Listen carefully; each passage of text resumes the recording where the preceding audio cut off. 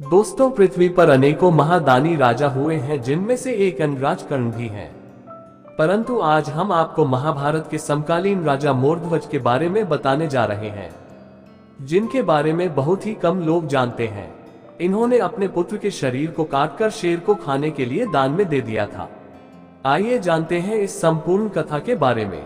नमस्कार दोस्तों, भक्ति सागर संगीत पर आपका एक बार फिर स्वागत है।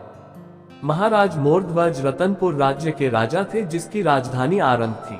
महाभारत का युद्ध समाप्त होने के पश्चात पांडवों द्वारा श्री कृष्ण के कहने पर अश्वमेध यज्ञ का आयोजन किया गया।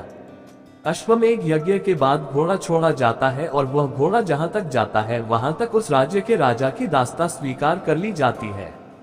घोड़े की रक्षा के लिए धनुर्धर अर्जुन को नियुक्त किया गया था। कोई भी राज्य का राजा उस अश्व को रोकने की कोशिश नहीं करता था, क्योंकि अर्जुन ने पितामह भीष्म और महाबली कर्ण जैसे योद्धाओं को मृत्यु का ग्रास बनाया था। यज्ञ का वह घोड़ा जब रतनपुर राज्य की सीमा के पास पहुंचा, तब महाराज मोरध्वज के पुत्र ताम्रध्वज ने वह घोड़ा रोक लिया। जब इस बात की खबर अर्जुन को पहुंची तो वह क्रोधित हो उठे।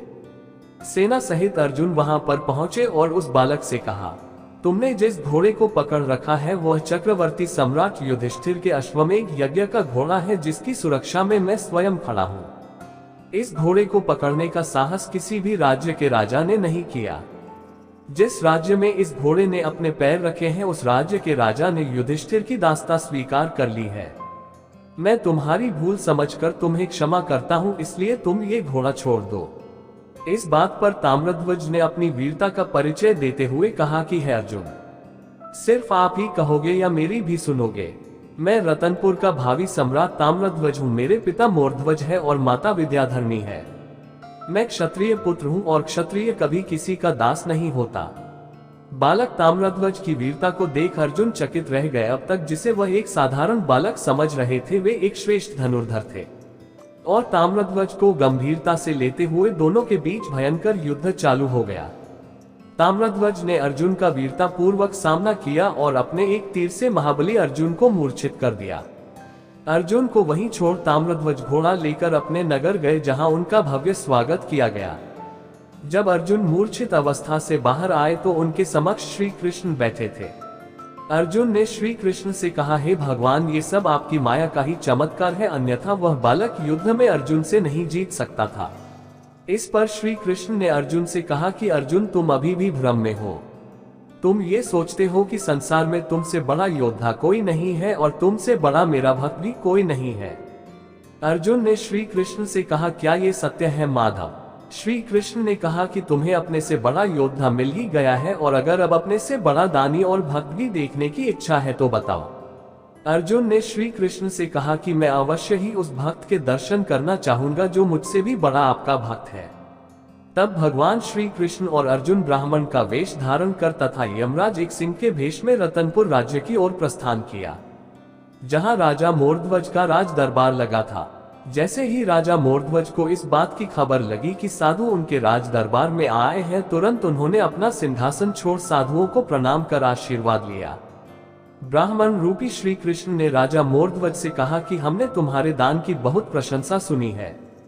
चारों ओर तुम्हारे यश की कीर्ति है कि कोई भी याचक तुम्हारे दरबार से खाली हाथ नहीं जाता है। राजा मोरध्वज ने ब्राह्मण रूपी श्री कृष्ण से कहा कि यह भगवान नारायण की ही मुझ पर कृपा है कि आज तक मेरे दरबार से कोई खाली हाथ नहीं लौटा है। ब्राह्मण रूपी श्री कृष्ण ने कहा कि हम आपसे ऐसी कोई वस्तु नहीं मांगेंगे जो आपके अधिकार क्षेत्र से बाहर हो। श्री कृष्ण ने राजा मोरध्वज से कहा कि हम तीन प्राणी बहुत लंबे समय से यात्रा कर रहे हैं। हम दोनों तो कंदमूल खाकर अपनी भूख शांत कर लेते थे, परंतु हमारे साथ यह सिंहराज भी हैं जो सिर्फ मांसाहार करते हैं और यह सिर्फ मनुष्य का मांस भक्षण करते हैं। मोरध्वज ने श्री कृष्ण से कहा कि मैं सिंहराज के समक्ष प्रस्तुत हूँ। यदि वह मेरा भक्षण करेंगे तो मैं खुद को धन्य समझूंगा। श्री कृष्ण ने कहा कि पृथ्वी पर स्वयं को दान करने वालों की कमी नहीं है। महाराज मोरध्वज ने श्री कृष्ण से कहा कि अब आप ही बताएं कि मैं कैसे सिंहराज के भोजन की व्यवस्था कर सकता हूँ। ब्राह्मण बने श्री कृष्ण ने राजा मोरध्वज से शेर के भूखे होने और भोजन के रूप में उनके बेटे ताम्रध्वज को मांगा। कहा कि हमारे सिंह के भोजन के लिए आपको अपनी रानी सहित आरा लेकर अपने पुत्र ताम्रध्वज को चीरना होगा, जिससे सिंहराज भोजन कर सके। श्री कृष्ण की आवाज सुनकर सारा दरबार आश्चर्यचकित हो गया। राजा मोरध्वज ने कहा कि हे महात्मा, धन्य है मेरा पुत्र ताम्रध्वज, जिसे आपने सिंहराज के आहार के लिए चुना है। श्री कृष्ण ने राजा मोरध्वज से कहा कि पुत्र को चाहते समय यदि माता पिता की आंखों में आंसू आए तो सिंहराज भोजन स्वीकार नहीं करेंगे। राजा मोरध्वज ने अपने पुत्र और पत्नी को भी राजी कर लिया। अर्जुन राजा के इस प्रकार समर्पण और वचनबद्ध बातों को देखकर आश्चर्यचकित रह गया।